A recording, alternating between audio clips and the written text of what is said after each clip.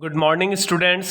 पिछले video lecture में हम लोगों ने व्हीटस्टोन ब्रिज के बारे में पढ़ा था और व्हीटस्टोन ब्रिज के बैलेंस होने का कंडीशन पढ़ा था। कोई भी व्हीटस्टोन ब्रिज तभी बैलेंस हो सकता है जब गैल्वेनोमीटर वाले ब्रांच से कोई करंट फ्लो ना हो। इसका मतलब इसके लिए कंडीशन बताया था R1/R2 बराबर R3/R4। अब हम लोग इस पर बेस्ड कुछ न्यूमेरिकल देखते हैं। यहाँ पर देखिए फर्स्ट क्वेश्चन में ये जो डायग्राम है ये एक बैलेंस्ड व्हीटस्टोन ब्रिज का है। आप ध्यान से देखिए, यहाँ पर ये R1 का वैल्यू है 4 ओम, R2 का वैल्यू है 4 ओम, R3 का भी वैल्यू है 4 ओम, R4 का भी वैल्यू है 4 ओम। तो R1/R2 इसका वैल्यू कितना होगा 4/4 यानी 1, और फिर R3/R4 इसका वैल्यू कितना होगा 4/4 1। तो चूंकि यहाँ पर R1 और R2 का रेशियो R3 और R4 के रेशियो के बराबर आ रहा है, इसीलिए ये जो बीच वाला पार्ट है यानी ये गैल्वेनोमीटर वाला पार्ट, इससे कोई करंट फ्लो नहीं होगा। ये जो 4 ओम का रेसिस्टर बीच में लगा हुआ है, मान के चलिए ये गैल्वेनोमीटर है, क्योंकि गैल्वेनोमीटर हो या अमीटर हो, कोई भी इलेक्ट्रिकल इंस्ट्रूमेंट हो, उसका भी तो अपना रेसिस्टेंस होता है। तो ये जो गैल्वेनोमीटर है या ये जो रेसिस्टर है, इससे कोई करंट फ्लो नहीं होगा। इसका मतलब ये वाला पार्ट बेकार है, करंट तो इससे फ्लो होगा ही नहीं। तो अब देखिए, अब इसका मतलब ये पार्ट को हटाने पर क्या बच जाएगा, ये हमारा 4 रेसिस्टर बच जाएगा। क्वेश्चन है find equivalent resistance between points M and N। ये रहा पॉइंट M और ये है पॉइंट N। इस दोनों पॉइंट के बीच में समतुल्य प्रतिरोध यानी इक्विवेलेंट रेसिस्टेंस निकालना है। आपको ये चारों रेसिस्टेंस को जोड़कर बताना है कितना होगा। तो आंसर देखिए, this is a balanced Wheatstone bridge because R1/R2 equal to R3/R4 equal to 4/4 1। So no current will flow in the branch AB। इसलिए ये जो AB ब्रांच है, ध्यान से देखिए, ये वाला जो ब्रांच है AB, जिसको हम गैल्वेनोमीटर ब्रांच भी कहते हैं, इस ब्रांच से कोई करंट फ्लो नहीं होगा। तो ये ब्रांच तो यूजलेस हो गया, बेकार हो गया। तो अब करंट जब जाएगा, M से जब करंट जाएगा तो ये 2 पार्ट में बटेगा, एक इधर जाएगा एक इधर जाएगा, और ये करंट वही करंट फिर इधर से आएगा, क्योंकि इस ब्रांच में तो कोई करंट जाएगा नहीं। तो इसका मतलब जो करंट इससे जाएगा वही करंट इससे जाएगा, तो ये दोनों हो गया सीरीज। फिर जो करंट इधर से जाएगा, मान लो इधर से गया I1 और इधर से गया I2, तो अगर इससे I2 गया तो इससे भी I2 जाएगा, क्योंकि इधर तो कोई करंट जाएगा नहीं। तो इसका मतलब ये दोनों भी सीरीज हो गया, सेम करंट फ्लो रहा, ये दोनों भी सीरीज हो गया, पर ये और ये पैरेलल हो गया। Hence branch AB is useless. इसलिए ब्रांच AB हमारे लिए क्या हो गया, यूजलेस हो गया, क्योंकि ब्रांच AB से कोई करंट फ्लो नहीं होगा। तो इसलिए हमने क्या किया, इस ब्रांच AB को हटा दिया। ये जो बीच वाला रेसिस्टर था इसको मैंने निकाल के हटा दिया। अब ये डायग्राम हो गया। अब आप सोचिए कि M और N के बीच इक्विवेलेंट रेसिस्टेंस कैसे निकालेंगे। तो ये देखने में ही लग रहा है कि ये दोनों सीरीज है, तो 4 और 4 ये सीरीज में ऐड होकर 8 हो गया। फिर यहाँ पर देखो, ये 4 और ये 4 सीरीज में है, तो 4 सीरीज 4 ये 8 हो गया, सीरीज में डायरेक्ट ऐड करते हैं। लेकिन ये 8 और ये 8 पैरेलल में है, तो 8 पैरेलल 8, जैसे R पैरेलल R/2 होता है, 8 पैरेलल 8 8/2 यानी 4 ओम हो जाएगा। क्लियर है, एकदम इजी क्वेश्चन है। इस तरह का क्वेश्चन ऑब्जेक्टिव में या न्यूमेरिकल में पूछा जा सकता है। ठीक है,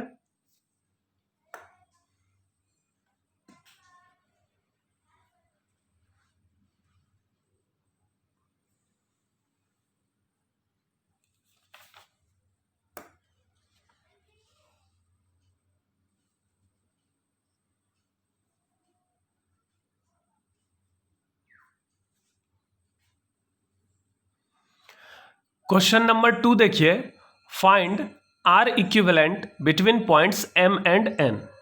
ये रहा पॉइंट M और इधर है पॉइंट N। इस दोनों पॉइंट के बीच में इक्विवेलेंट रेसिस्टेंस निकालना है। आप ध्यान से देखिए, ये है R1, ये है R2, इधर है R3, इधर है R4। चूंकि R1 और R2 का रेशियो 8/8 1 हो गया, R3 और R4 का रेशियो भी 8/8 1 हो गया। चूंकि दोनों रेशियो बराबर है, तो ये बीच में जो गैल्वेनोमीटर वाला ब्रांच है, इससे कोई करंट फ्लो नहीं होगा, यानी ये रेसिस्टेंस बेकार हो गया। तो इस रेसिस्टेंस को अगर हटा दिया जाए तो ये दोनों सीरीज में होगा।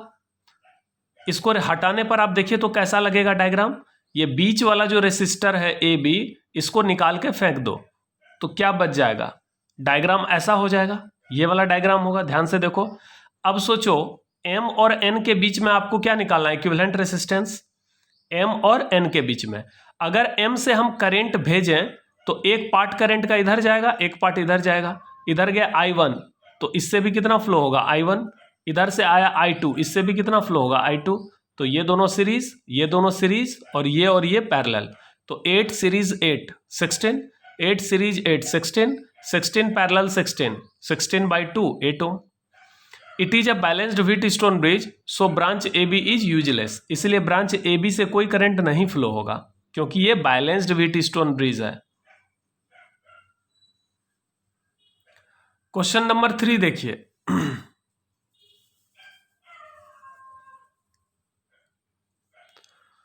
Find equivalent resistance between points M and N।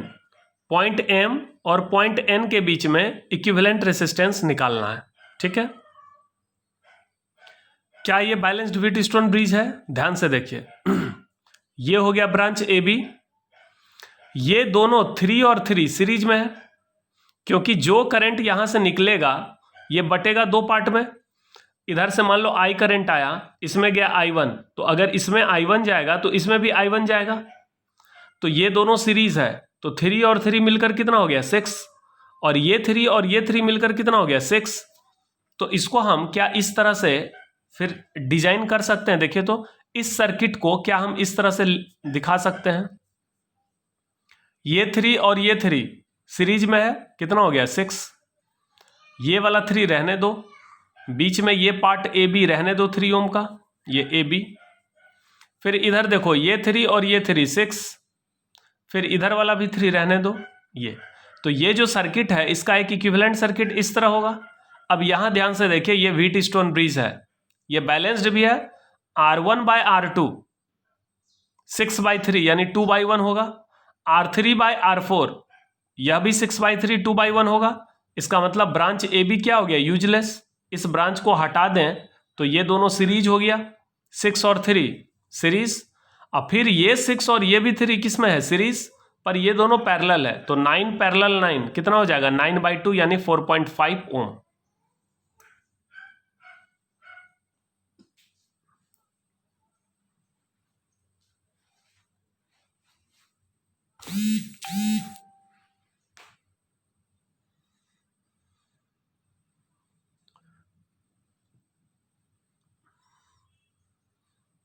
ये क्वेश्चन नंबर 3 था, क्लियर हो गया। ये देखने में व्हीटस्टोन ब्रिज नहीं लग रहा है, लेकिन इसको समझना पड़ेगा कि ये 3 3 6 हो गया, ये 3 3 6 हो गया। तो इधर R1 का वैल्यू 6, R2 का वैल्यू 3, R3 का वैल्यू 6, R4 का वैल्यू 3। चूंकि रेशियो बराबर है R1 by R2 बराबर R3 by R4 है, इसलिए ये वाला ब्रांच आपका यूजलेस है।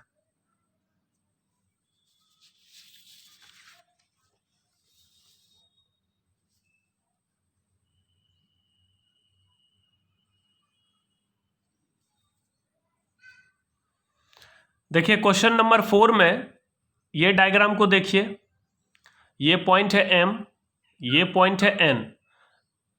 M और N इस दो पॉइंट के बीच में इक्विवेलेंट रेसिस्टेंस निकालना है। अब ध्यान से देखिए, R1 by R2 6 by 3 2 by 1 हो गया, R3 by R4 ये भी 6 by 3 सॉरी 12 by 6 कितना हो गया 2 by 1। तो R1 और R2 का रेशियो 2 by 1, R3 और R4 का रेशियो 2 by 1। तो ये जो 5 ओम वाला रेसिस्टर है ये ब्रांच यूजलेस हो गया, तो इस ब्रांच को हम हटा देंगे। अब सोचो ये 6 और 3 किस में है सीरीज, तो कितना हो जाएगा 9। फिर 12 और 6 किस में है सीरीज, तो ये हो गया 18। तो 6 सीरीज 3 पैरेलल 12 सीरीज 6, ये 6 और ये 3 सीरीज में है, ये 12 और ये 6 सीरीज में है, ये और ये पैरेलल में है। अभी क्या करना है, पहले ये जो बीच वाला व्हीटस्टोन ब्रिज है इसको सॉल्व कर लेते हैं। इसको सॉल्व करके देखो कितना वैल्यू आएगा। तो ये वाला ब्रांच तो हटा दो, क्योंकि R1/R2 बराबर है R3/R4। इस ब्रांच को हटा दो। अब सोचो ये दोनों सीरीज है तो कितना हो गया, 6 सीरीज 3 9 हो गया। फिर पैरेलल 12 और 6 सीरीज में है, कितना हो जाएगा 18। 9 और 18 पैरेलल है, तो अगर R1 R2 पैरेलल हो तो इक्विवेलेंट रेसिस्टेंस होता है R1 × R2 / R1 + R2। तो 9 और 18 ये दोनों पैरेलल है, तो 9 × 18 / 9 + 18, 9 × 18 / 9 + 18 27 हो गया। ये सॉल्व होके कितना आएगा 6। अब डायग्राम में वापस चलते हैं, तो ये जो मेरा बीच वाला पार्ट है, अब यहाँ देखिए ऊपर एक रेसिस्टर है 6 ओम का, नीचे एक रेसिस्टर है 6 ओम का, और बीच में जो ये वाला पार्ट है व्हीटस्टोन ब्रिज, इसका भी वैल्यू कितना आ रहा है ऐड होके 6 ओम। तो ऊपर भी 6, ये बीच में ये सब को हटाकर यहाँ हम एक 6 ओम का रेसिस्टर लगा सकते हैं, और नीचे भी 6 ओम है। ये 6, ये वाला 6, ये 6 पैरेलल में है, तो इसका इक्विवेलेंट जो होगा 6 पैरेलल 6 पैरेलल। ये फिर से देखें, ये जो है 6, ये 6 और ये 6 पैरेलल में है, क्योंकि इस रेसिस्टर का एक एंड M पे कनेक्ट है, एक एंड N से कनेक्ट है।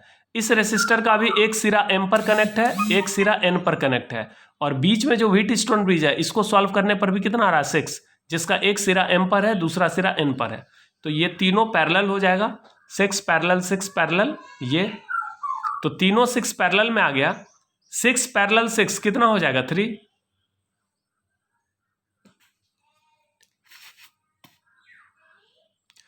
जैसे R पैरेलल R/2 होता है, 6 पैरेलल 6 कितना हो जाएगा 6/2 यानी 3 पैरेलल। और ये जो आया सॉल्व होके ये 6 आया। अब 3 और 6 पैरेलल में आ गया, तो इसको कैसे सॉल्व करेंगे, 3 × 6/3 + 6 यानी 2 ओम हो जाएगा। ठीक है, और लास्ट क्वेश्चन देख लो, क्वेश्चन नंबर 5।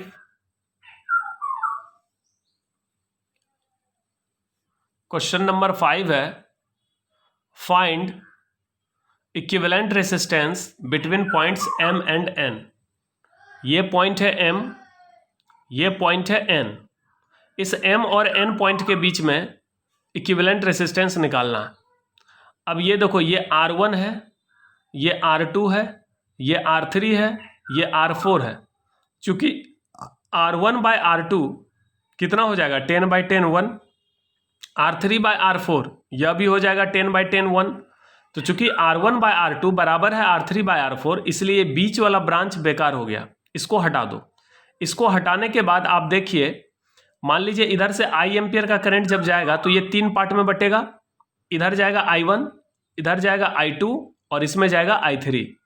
इसमें जब I1 जाएगा तो वही I1 इससे भी आएगा, तो ये दोनों किस में हो गया सीरीज। इसमें I2 जाएगा, वही I2 इससे भी जाएगा, ये दोनों भी सीरीज, और ये I3। तो ये सीरीज हो गया 10 और 10, तो हमने लिखा 10 सीरीज 10। फिर ये 10 सीरीज है तो 10 सीरीज 10, पर ये 20, ये 20 और ये 10, ये तीनों पैरेलल हो जाएगा। तो 20 पैरेलल 20 पैरेलल 10, 20 और 20 पैरेलल में कितना हो जाएगा 10, 10 पैरेलल 10 कितना हो जाएगा 5, 10/2 5। तो इस तरह से ये क्वेश्चन इजीली सॉल्व कर सकते हैं।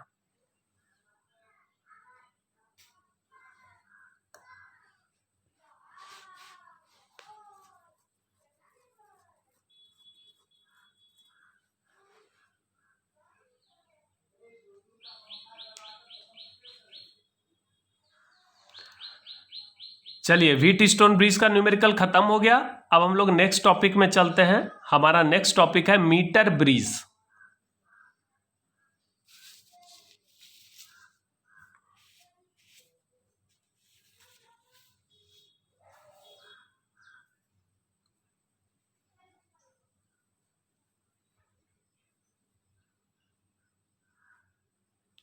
नेक्स्ट टॉपिक क्या है, मीटर ब्रिज। मीटर ब्रिज को हिंदी में मीटर ब्रिज कहेंगे। यह भी एक सर्किट है। इस सर्किट को पहले ध्यान से समझिए। यहां पर यह सर्किट दिखाया गया है। यह एक बैटरी है, यह एक चाबी है, कुंजी, जिसको की कहते हैं। की का सिंबल के हो गया। इस कुंजी का उपयोग होता है सर्किट को ब्रेक करने में या सर्किट को जोड़ने में। अगर ये चाबी हम निकाल दें तो सर्किट ओपन हो जाएगा, कोई करंट फ्लो नहीं होगा। अगर इस चाबी को हम लगा दें, ये डॉट साइन देख रहे हैं यहाँ पर, ये ब्रैकेट के अंदर ये डॉट साइन का मतलब अभी चाबी लगा हुआ है, यानी सर्किट से करंट फ्लो होगा। अगर ये डॉट निकाल दें यानी चाबी निकाल दें तो इस तरह का बचेगा, तो इसका मतलब हो गया कि करंट फ्लो नहीं होगा क्योंकि चाबी खुला हुआ है। तो ये ओपन की हो गया, ये क्लोज की हो गया। अगर आप डॉट डालेंगे तो इसका मतलब हो गया क्लोज्ड की, अगर डॉट नहीं डालेंगे तो ये हो गया ओपन की, यानी ओपन सर्किट। ठीक है, यहां पर देखिए ये मोटा सा इस तरह करके ये जो फ्रेम देख रहे हैं ये मेटल का बना हुआ स्ट्रिप है। मेटेलिक स्ट्रिप को धात्विक पट्टिका कहते हैं। अब ध्यान से देखिए, ये जो मेटेलिक स्ट्रिप है ये वाला पोर्शन, ये वाला पोर्शन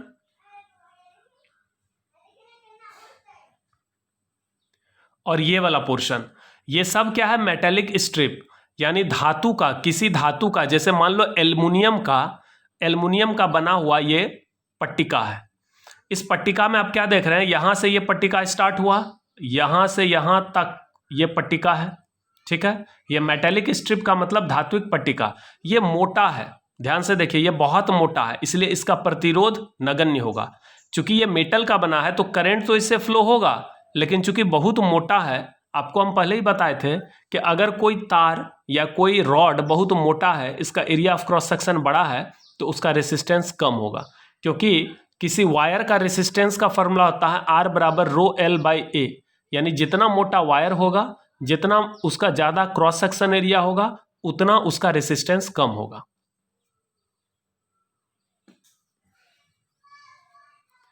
तो यह एक मेटेलिक स्ट्रिप है। इसके बीच में देखिए गैप है, यहां पर एक गैप देख रहे हैं, ये गैप है, और यहां पर भी एक गैप है। इस गैप में एक रेसिस्टर को जोड़ा गया R, इसका वैल्यू नहीं पता है, इसका वैल्यू निकालना है। और यहां पर भी एक रेसिस्टर जोड़ा गया है S, इसका वैल्यू पता है। S को कहते हैं स्टैंडर्ड रेसिस्टर। S मतलब स्टैंडर्ड रेसिस्टर, इसका मान पता है, S का मान पता है, लेकिन R का मान पता नहीं है। यहां देखिए ये जो मिडिल स्ट्रिप है, ये जो धात्विक पट्टिका है यहां से यहां तक, इस पट्टिका का ये बीच वाला जो पार्ट है इसको मिडिल स्ट्रिप कहेंगे, यानी मध्य पट्टिका। तो यह जो धातु का मध्य पट्टिका है, इससे गैल्वेनोमीटर जुड़ा हुआ है। गैल्वेनोमीटर में 2 टर्मिनल होता है, 2 सिरा होता है। एक सिरा B बिंदु से जुड़ा हुआ है और एक सिरा यहां पर जॉकी से जुड़ा हुआ है। ये आप देख रहे हैं ये एरो, इस एरो को हम क्या कहेंगे? जॉकी। इस एरो को क्या कहते हैं? जॉकी। जॉकी को हिंदी में जॉकी कहते हैं। इस जॉकी का काम है, इस तार के ऊपर इस जॉकी को आप सटाकर मूव करा सकते हैं। ठीक है, ये जो तार देख रहे हैं यहां से लेकर, ये देखिए ध्यान से देखिएगा, ये यहां से लेकर यहां तक जो तार है इसको मीटर ब्रिज वायर कहते हैं। कौन सा वायर कहते हैं? ये मीटर ब्रिज वायर है। ये जो वायर है यही है मीटर ब्रिज वायर।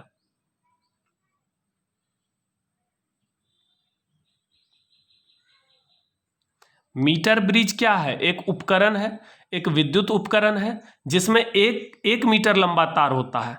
यह जो वायर है यहां से यहां तक, इसी को हम मीटर ब्रिज तार कहते हैं, जिसकी लंबाई 1 मीटर होता है। ये फिक्स है। ये ऑब्जेक्टिव क्वेश्चन आता है कि मीटर ब्रिज में तार की लंबाई कितनी होती है, तो मीटर ब्रिज का नाम ही है मीटर ब्रिज। मीटर ब्रिज में तार की लंबाई 1 मीटर होती है। मीटर ब्रिज में तार की लंबाई 1 मीटर यानी 100 सेंटीमीटर होती है। याद रखेंगे, मीटर ब्रिज में तार की लंबाई 1 मीटर अर्थात 100 सेंटीमीटर होती है।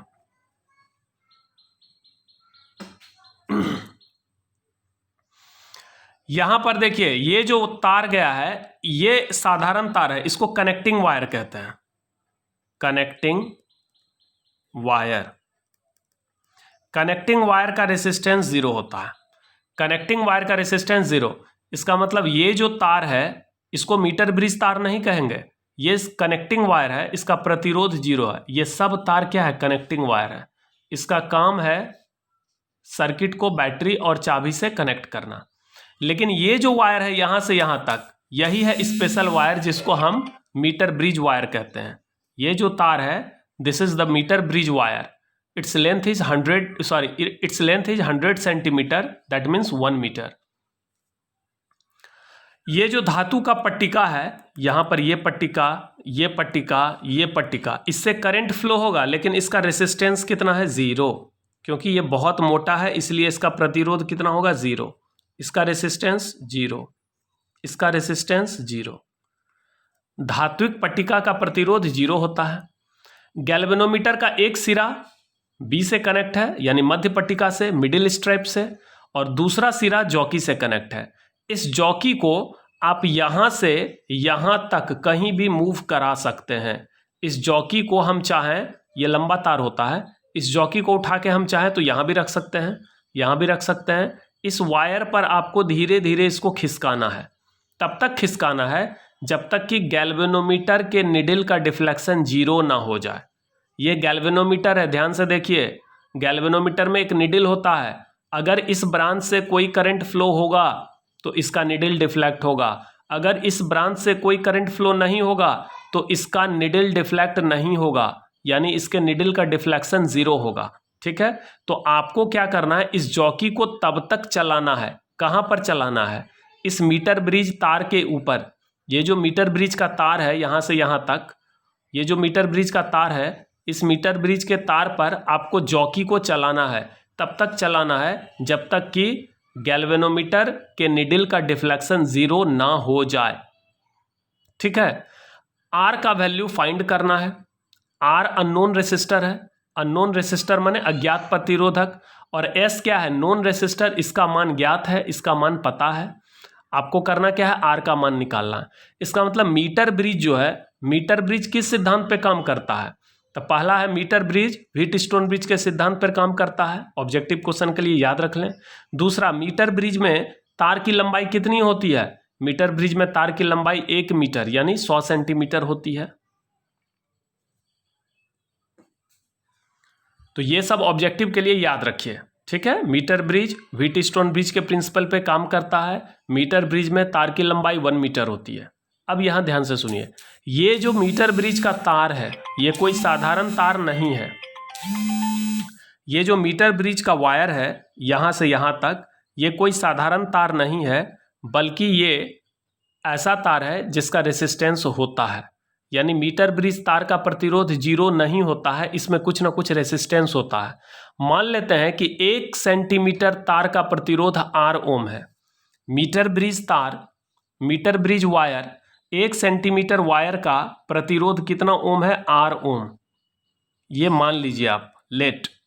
हमने क्या माना कि ये जो मीटर ब्रिज का तार है जिसकी लंबाई 100 सेंटीमीटर है, इस तार के 1 सेंटीमीटर का प्रतिरोध R ओम है, 2 सेंटीमीटर का प्रतिरोध 2R, 3 सेंटीमीटर का प्रतिरोध 3R, 4 सेंटीमीटर का प्रतिरोध 4R, 5 सेंटीमीटर का रेसिस्टेंस 5R, 100 सेंटीमीटर चूंकि इसकी लंबाई है तो इसका टोटल रेसिस्टेंस हो जाएगा 100R।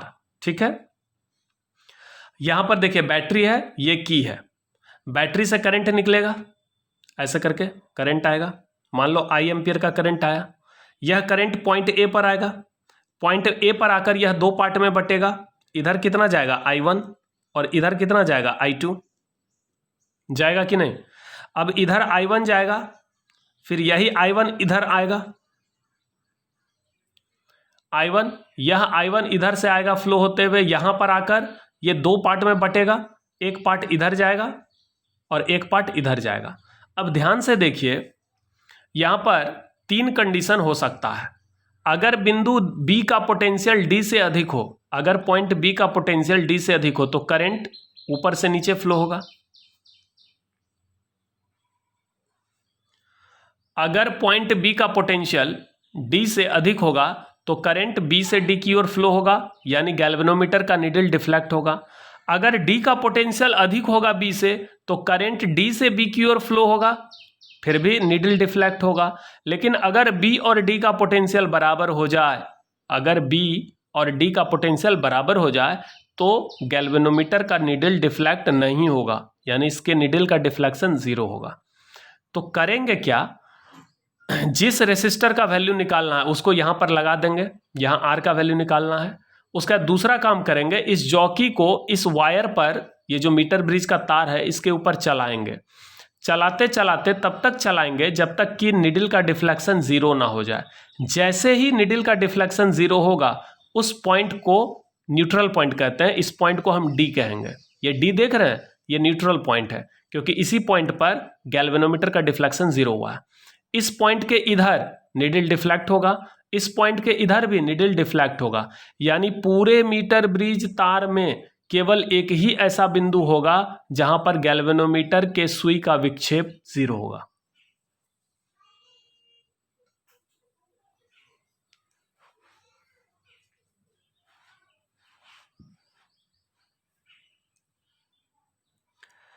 जॉकी को फिर से सुन लें एक बार, ये जो जॉकी है इस जॉकी को मीटर ब्रिज तार के ऊपर तब तक खिसकाना है, खिसकाते रहना है जब तक कि गैल्वेनोमीटर के निडल का डिफ्लेक्शन 0 ना हो जाए।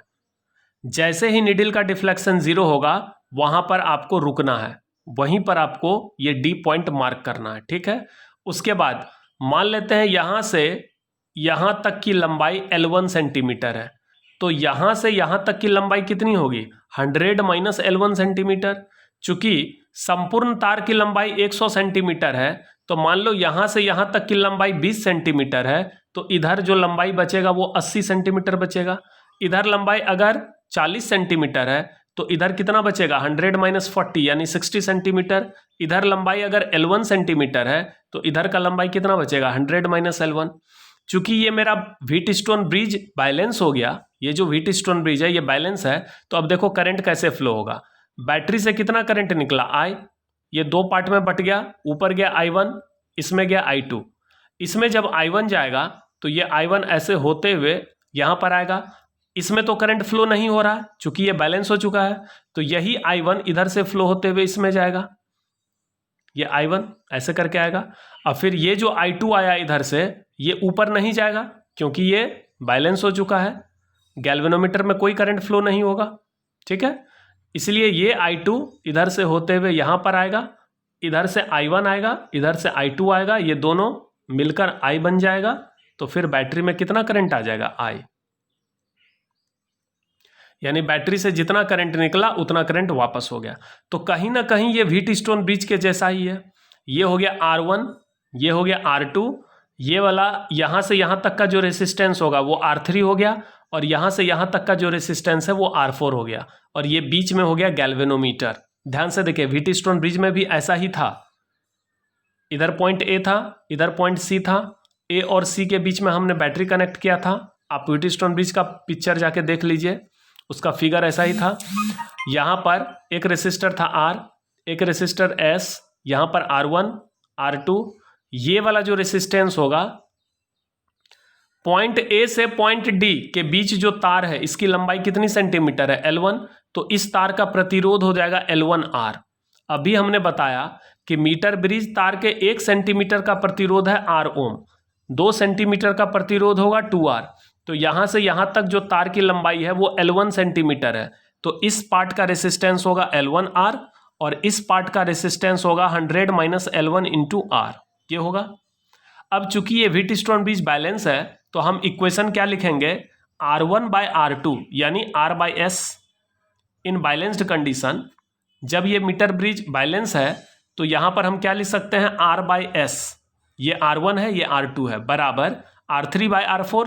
तो R3 का वैल्यू यहां से यहां तक जो तार है इसका रेसिस्टर का वैल्यू कितना होगा, इसके रेसिस्टेंस का वैल्यू होगा L1R, और यहां से यहां तक का जो तार है इसके रेसिस्टेंस का वैल्यू होगा 100 माइनस L1R।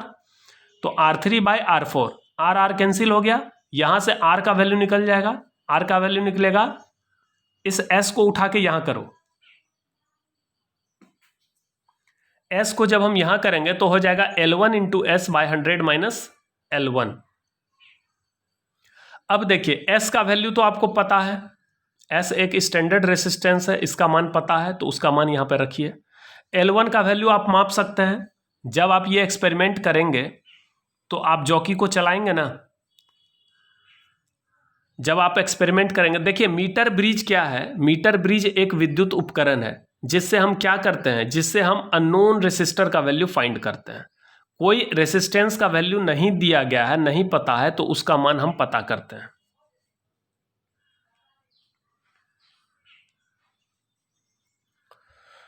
तो यहां पर देखिए यह R कैसा रेसिस्टेंस है, अननोन। तो जिस रेसिस्टेंस का मान पता करना हो उसको सबसे पहले यहां पर कनेक्ट कर दीजिए, ठीक है। उसके बाद जॉकी को पकड़िए और धीरे धीरे चलाइए, तब तक चलाइए जब तक कि गैल्वेनोमीटर के निडल का डिफ्लेक्शन 0 ना हो जाए। अब ये बैलेंस्ड व्हीटस्टोन ब्रिज जैसा हो गया। जिस पॉइंट पर निडल का डिफ्लेक्शन 0 होगा उसको न्यूट्रल पॉइंट कहेंगे। तो ये डी कैसा पॉइंट हो गया, ये डी हो गया न्यूट्रल पॉइंट। ये डी कैसा पॉइंट है, न्यूट्रल पॉइंट। अब आपको करना क्या है, यहां से यहां तक का लंबाई माप लेना है स्केल से। मान लेते हैं यह लंबाई L1 सेंटीमीटर है, तो इधर वाला जो लंबाई बचेगा वो 100 - L1 बचेगा, ठीक है। अब यहां पर देखिए जब आप बैलेंस्ड कंडीशन का इक्वेशन लिखिएगा R1/R2 बराबर R3/R4, तो क्या लिखिएगा, R/S बराबर L1R/100 - L1R। R कैंसिल हो गया, तो यहां से R का वैल्यू मिल गया L1S/100 - L1। L1 का वैल्यू अभी आपने मापा है एक्सपेरिमेंट से, S का वैल्यू पता है, सबका वैल्यू रखने पर R का वैल्यू मिल जाएगा। सिंपल सा प्रोसेस है।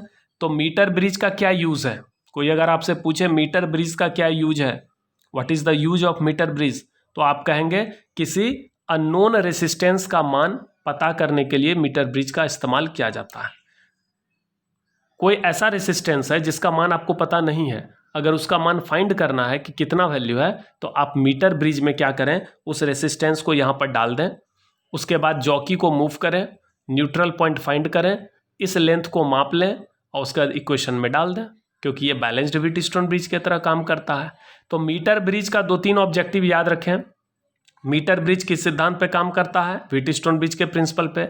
मीटर ब्रिज में तार की लंबाई कितनी होती है, 100 सेंटीमीटर यानी 1 मीटर होती है।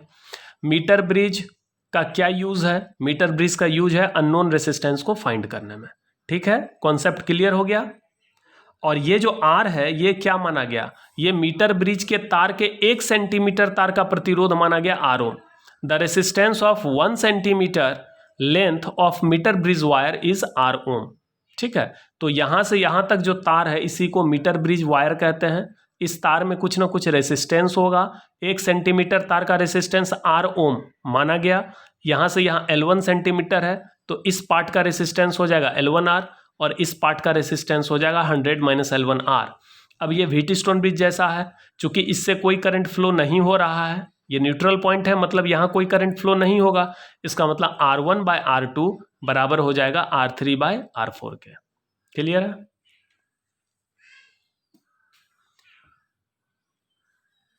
तो यहां पर भी टोटल 4 रेसिस्टेंस है, एक रेसिस्टेंस यहां, एक यहां, एक ये वाले पार्ट का रेसिस्टेंस है और एक ये वाले पार्ट का रेसिस्टेंस है। ये जो कनेक्टिंग वायर है इसका रेसिस्टेंस 0 है। ये जो स्ट्रिप है मेटल का बना हुआ, ये धात्विक पट्टिका है, ये चूंकि इतना मोटा है इसलिए इसका रेसिस्टेंस 0 होगा। ये सब का रेसिस्टेंस लगभग 0 होगा। चलिए अब स्टार्ट करते हैं मीटर ब्रिज।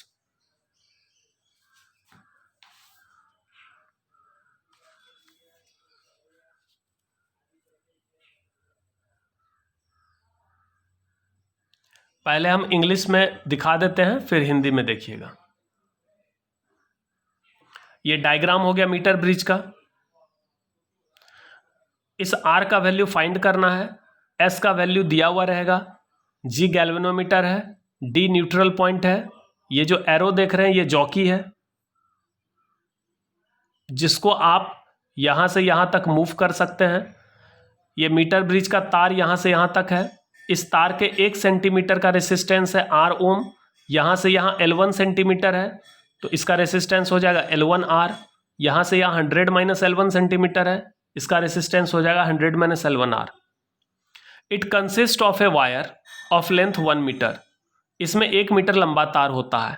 क्लैम्ड यानी ये तार कहां कसा हुआ रहता है, between 2 metallic strip.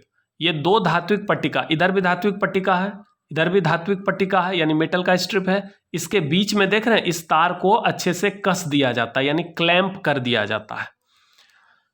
Bent at right angle. और ये जो धातु का पट्टिका है, मेटल का स्ट्रिप, ये 90 डिग्री पर मुड़ा हुआ है। यहाँ देखिए ये 90 डिग्री का एंगल है। ये मेटल का जो स्ट्रिप है यहाँ से यहाँ तक, ये 90 डिग्री एंगल पे बेंड रहता है, मुड़ा हुआ रहता है। इस मेटेलिक स्ट्रिप में 2 गैप देख रहे हैं। एक गैप यहाँ पर है, देखिए यहाँ पर गैप है, यहाँ पर भी एक गैप है। इस गैप में यहाँ पर अननोन रेसिस्टर कनेक्ट करेंगे R, और यहां पर नॉन रेसिस्टर कनेक्ट करेंगे S। The metallic strip has 2 gaps, इस मेटेलिक स्ट्रिप में 2 गैप है, across which resistors can be connected, जिसके अक्रॉस, जिस गैप के अक्रॉस हम क्या करेंगे, रेसिस्टर को कनेक्ट करेंगे। The end points of the wire, ये जो वायर है इसका जो एंड पॉइंट है, एक एंड पॉइंट है ये वाला पॉइंट यानी A और एक एंड पॉइंट है ये वाला पॉइंट C। तो इस मीटर ब्रिज तार के 2 सिरा, एक सिरा है A, एक सिरा है C, ये कहाँ से कनेक्ट रहता है? तो मीटर ब्रिज तार का जो एक टर्मिनल A है वो बैटरी के पॉजिटिव टर्मिनल से कनेक्ट होता है और दूसरा टर्मिनल बैटरी के निगेटिव टर्मिनल से कनेक्ट होता है एक चाबी के द्वारा। और गैल्वेनोमीटर का एक सिरा मिडिल स्ट्राइप, ये जो बीच वाला स्ट्राइप है, पट्टिका है, ये मिडिल स्ट्राइप है, और दूसरा सिरा जॉकी से कनेक्ट होता है।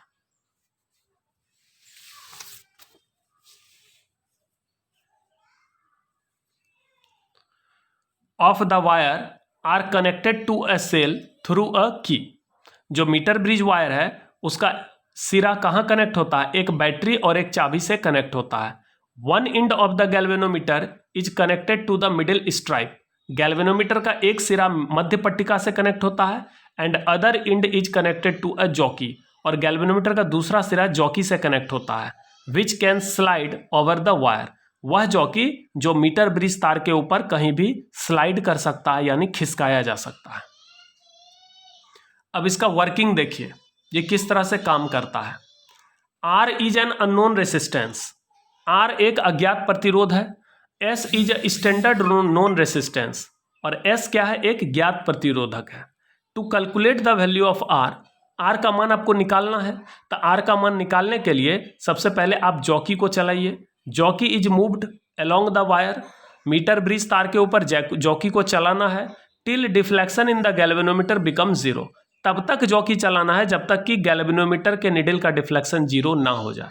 So the Wheatstone bridge containing 4 arms AB, BC, DA and CD is balanced, तो ये जो व्हीटस्टोन ब्रिज है जिसमें 4 भुजाएं हैं AB, BC, DA और CD, ये बैलेंस हो गया।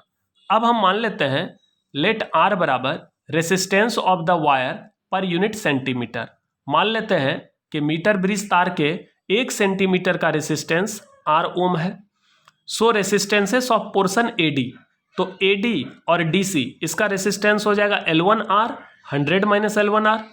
इन बैलेंस्ड कंडीशन, चूंकि ये व्हीटस्टोन ब्रिज बैलेंस है इसलिए हम लिख सकते हैं equation R/S equal to L1R by 100 minus L1R, ये R कैंसिल होगा, तो यहाँ से S को उठा के इधर करो, R बराबर L1S by 100 minus L1। Putting the values of L1 and S का वैल्यू आपको पहले से पता है, L1 का वैल्यू अभी आपने मापा है एक्सपेरिमेंट से, the unknown resistor R can be determined. तो यही है मीटर ब्रिज का सिद्धांत। ये लॉन्ग क्वेश्चन में आता है, हालांकि बहुत कम बार पूछा गया है लेकिन ये पूछा जाता है, इसको आप तैयार कर लें अच्छे से। कहीं भी कोई कन्फ्यूज़न हो तो 1 से 2 बार आप इस वीडियो को देखें, आपका कन्फ्यूज़न दूर हो जाएगा। एक बार हिंदी में देख लीजिए।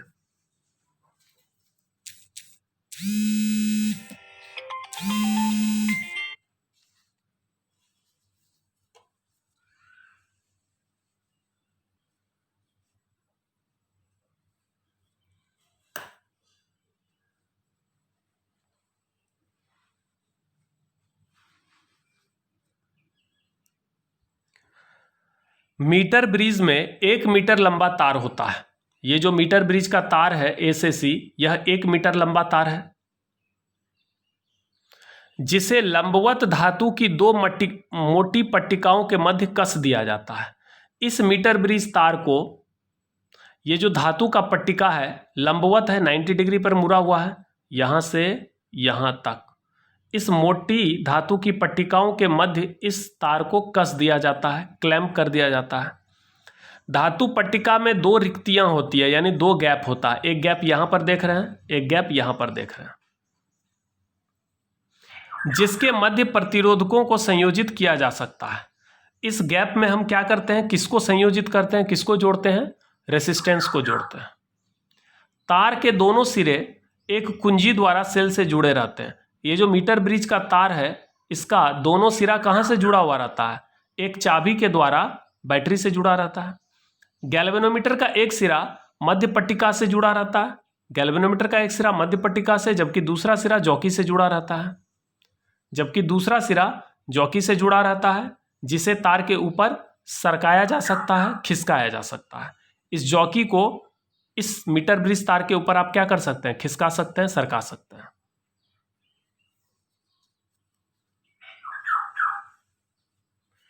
ध्यान से देखिए, यह एक व्हीटस्टोन ब्रिज के जैसा है कि नहीं। ये R1 का वैल्यू R है, R2 का वैल्यू S है, R3 का वैल्यू ये वाला पार्ट है AD, इसका रेसिस्टेंस होगा L1 इंटू R, और ये वाला जो पार्ट है इस पार्ट का रेसिस्टेंस होगा 100 माइनस L1 इंटू R।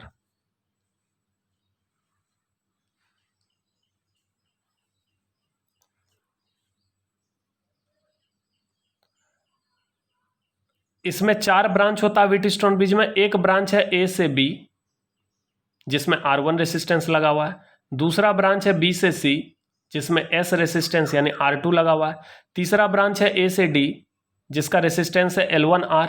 चूंकि 1 सेंटीमीटर का रेसिस्टेंस R है तो यहाँ से यहाँ की लंबाई L1 है, L1 सेंटीमीटर का रेसिस्टेंस होगा L1R, और चौथा ब्रांच है DC जिसका रेसिस्टेंस है 100 माइनस L1R। चूंकि ये न्यूट्रल पॉइंट है, गैल्वेनोमीटर के निडल का डिफ्लेक्शन 0 है, इसलिए R बाय S बराबर होगा L1R बाय 100 माइनस L1R।